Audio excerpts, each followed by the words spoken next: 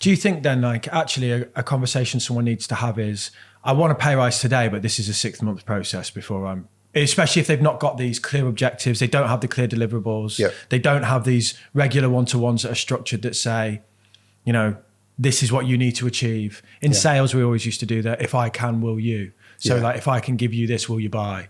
Like, so with the sales manager, it'd be like, if I can hit that target, will you give me a pay rise? And then it's like it's very definite then in 6 months. Yeah. I think that would be the smartest way to do it, because what it would do, and I would break down the 6 months into, say, like 2 90-day cycles. And I think 3 months is good, because in 3 months I can kind of see it. You know, I can see December, I can see January and February. That sort of makes sense to me. For the next 90 days, I develop some sort of action plan, which is more measurable. And you can maybe even break that down into 30-day cycles and say, right, what could I do over the next 90 days that would massively build my case to the point where I could go into that conversation confidently and ask for 10% or more and feel like it's a foregone conclusion that they would say yes. And if they say no, obviously I'm not going to go in there with a threat, but if they say no, I've put myself in a good position to be able to then make another decision. That might be, I might need to look for other opportunities inside the organization, or indeed maybe even think about leaving the organization itself. But I think everything that I could do to put myself in that position, and there is a few things I think that would be smart to focus on in how to do that. I think one big thing would be to start to look at what the market says for the value of what you do. And that can sometimes be a bit of a disappointment, right? So it might be that I'm the best cleaner in the world, but there's a market cap on what cleaners are going to get paid. So it might be that actually I'm asking for something irrational, and therefore my conclusion might be I need to look at building skill set and doing something else that adds a bit more value to the organization in some way that may be possible. So I think, so look at what the market says. And then the key thing, if you're really looking at as we would look at like the law of reciprocity, is what is it that I can do that would add real value to this team, to this organization, to the people we serve, and therefore have people see that I'm really valuable. And often most people have a big opportunity here, but don't go the extra mile. So I'll give you a quick example. So I work with a big global bank, and I was in the Middle East with them a couple of months ago. I'm talking to 400 of their top leaders from around the world. I look at one of their, and these are the 400 people that are designed to improve customer service for their clients and customers, right? And it's not great. Their customer feedback scores are not good. I go to Facebook, and on Facebook, I find that they've got 2.3 million followers, right? Maybe giving away the organization, but 2.3 million followers. And I asked these 400 people in the room, of the 2.3 million followers you've got on your Facebook, how many of you have looked at the data that comes back from them? And they sort of look around at each other. And this blows my mind, right? Because these are the people that are there, paid a lot of money and flown all the way around the world to improve the customer experience. Then you look at the person who's like next to me, and we were talking about this. And I said to him, if you wanted to massively grow your value in this organization, I would be all over that data. You mine that data properly and go, here's some analysis. Yeah. So that when you talk to the head of customer experience or whatever the job title is, you are seen as invaluable because you're bringing something that no one else can. So if you were an individual, even remotely connected to customer experience or customer service improvement, why wouldn't you be all over that? And that builds your case that you're going into that conversation as an absolute superstar in that area. It's all free, it's all available, but most people aren't thinking of those steps. So you should think outside the box. Totally. Do the actions that the rest of your team are not willing to do as well. So when I was in sales, there becomes like an arrogance around salespeople of like, I don't pick up the phone, because it's like, I'm too busy managing these huge clients, blah, blah, blah. And I realized like new business calls in on that line all the time. So an hour a day, I'd just pick it up. And then one in every 100 calls, I'd land a new client, and 1 in every 100 of those would be massive just from picking up the phone. And then I became the guy that was like, he wins all this new business. I was just answering the bloody phone and getting the inbounds. But all it was the action of like, in a day, salespeople should be picking up that phone, but there's like this level of arrogance around them that's like, I'm far too busy to pick up the inbound. The admins will do that. Yeah. Just by doing that like made me stand out, and getting to know the people in the organization who do answer the phone and going like, schmoozing the internal relationships so that I was getting the leads basically was another thing. But I think, like you say, you've got that data set there. Just go have a look at it. Go and do it. So, for example, I'm looking for 2 raises right now.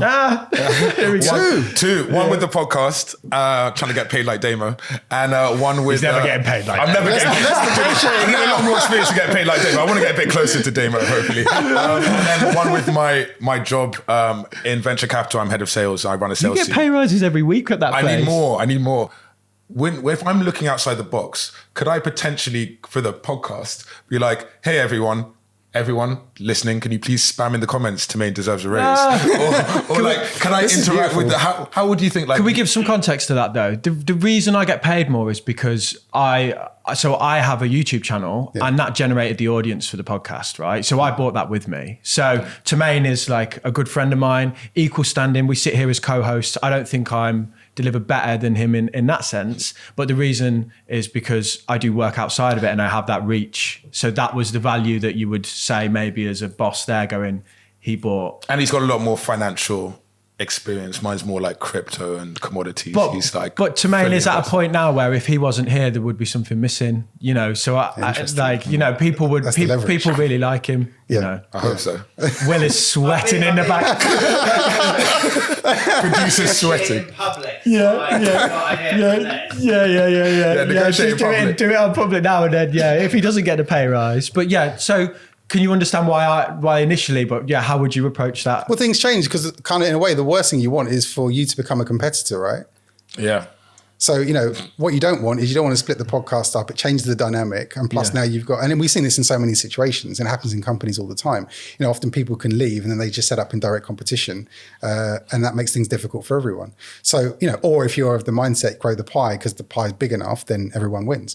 But I think like, you know, that has to be taken into account and things change. The dynamics change. It started a certain way, but now things are different, right? So things need to be adjusted and looked at differently. And I think this is one of the issues why, you know, talent gets lost in organizations because they've not adjusted to the new reality. One thing that for Tamain say then, okay, in terms of pay rise, would it then be expected that the employer might go, well, actually you need to take on extra responsibility then? Or you need to, because most people say, I want more pay to do exactly what I'm doing right now. But is it likely then that the organization will go, well, if you're going to do this, you need to do more work? Well, it could be a smart way to do that in a way, because it's depending on the scale of the organization. Because in some cases, it could be like peeing in the ocean. Do you know what I mean? Like you can put in extra effort, but it has zero impact because this thing's so big. It's such a juggernaut.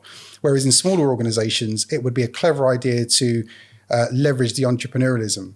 So again, if I'm doing something with someone who is evidently head of sales and sort of killing it against other, you know, high performing people in a private equity or finance business, it figures to me that person's got a skill set that could probably be utilized in a smarter way.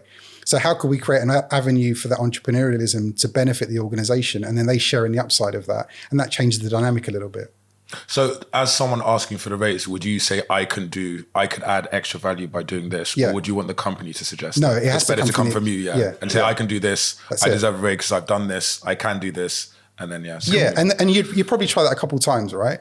So, and if you feel like you're getting thwarted, then you say, all right, I'm out. I mean, and this was the thing, I started at Deloitte or Arthur Andersen as it was many years ago and did about 9-10 years in professional service firms.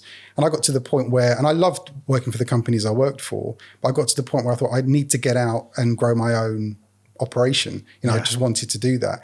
And I had the most amazing boss at the time, who was the managing partner of the firm, who allowed me to cut a day down a week and then use that day to be able to grow my own business on the side. Oh, wow. I mean, it was a really amazing conversation we had. It took about 3 months to negotiate. Had that conversation? Yeah, I had that conversation. Did you go to them with that conversation? Yeah, I did. Because they're not going to come to you. No, and I had an epiphany moment because I was asked to speak at this conference in Vancouver.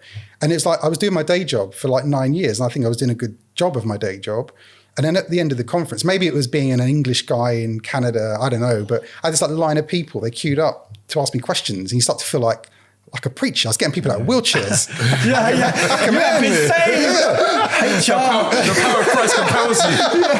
It felt like that. Yeah. So I saw on the plane back, I thought, this is something. I'm that guy. I'm that guy. Yeah. I'm him. Yeah. Why don't I use this stuff and grow my own thing? And that was and I went back, and again, I'm sort of full of that thing, right? So I get back into reality, into Baker Street, and I realized I'm not that guy. And he was looking at me like, what are you talking about? Yeah. You know, I want to, take a day a week. And we negotiated that over a few months and we got to a good agreement with it. But if I hadn't have done that, if I hadn't have had the relationship I had with my boss, then there's no way I would have been able to do that. And, and we now have a business which is 13, 14 years old. If you're looking to get a pay rise, you can watch the full episode with Wayne Clark right here. T did, and he got a pay rise. All right. Didn't deserve it.